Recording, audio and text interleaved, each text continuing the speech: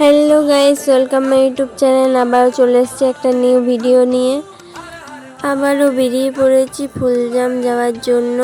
আমি আমার best friend যাচ্ছি বাইকে।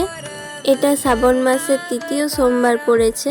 দেখতেই পাচ্ছ একটা ঘটি আর ফুল নিয়ে নিয়েছি। ওখানে জোর আছে, ওখানে জোরের থেকে জল নেব। এখন বর্ষাকাল বলে এই রাস্তাটায় অনেক ঝোপ জঙ্গল হয়ে গেছে।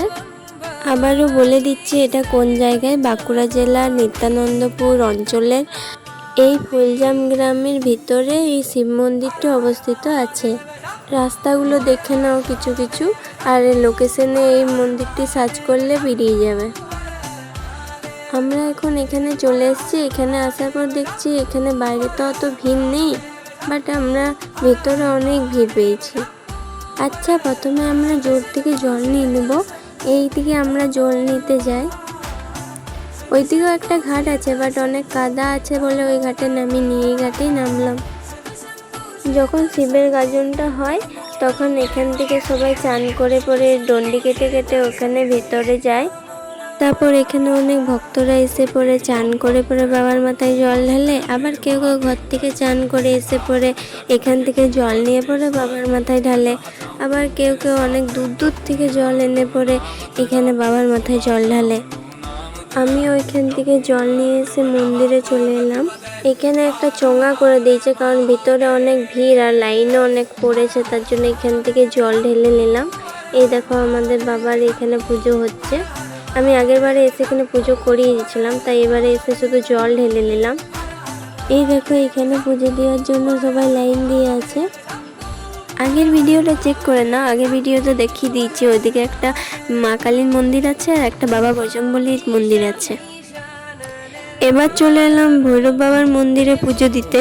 আগের বারে অনেক ভিড় ছিল, তার জন্য শুধু ধূপ জ্বালানো হয়েছিল। এবারে পুজো দেবো। এখানে পুজো হয়ে যাওয়ার পর আমি বেরিয়ে গেলাম। এটা হচ্ছে মেন গেটের বাইরেটা।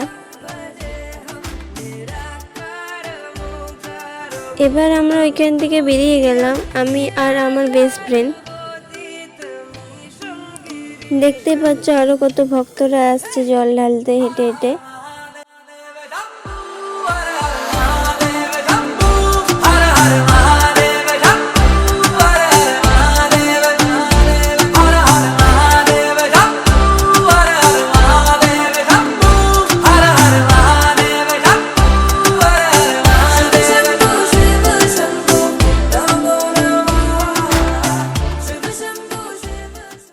এই জায়গাটায় আমরা কিছুক্ষণ দাঁড়িয়েছিলাম ফটো তোলার জন্য। এরপর আবার ওইখান থেকে বেরিয়ে গেলাম।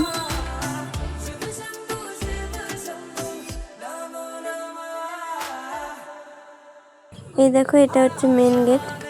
এটা হচ্ছে মালিয়ারা দুর্লভপুর রানীগঞ্জের রাস্তা। আর একটুই আছে বাড়ি যেতে। আমার বাড়ি যাওয়ার রাস্তাটা দেখো, পুরো পুকুর হয়ে গেছে। দেখো আমি এখন পাড়ার মধ্যে চলে এসেছি, আর কিছুটা হাঁটলেই আমার বাড়ি। এই দেখো এটা আমাদের বাড়ি। আমি এখন চলে এসেছি বাড়িতে। ওকে গাইস, আজকের মতো এইটুকুই। দেখা হচ্ছে পরের ভিডিওয়। টাটা।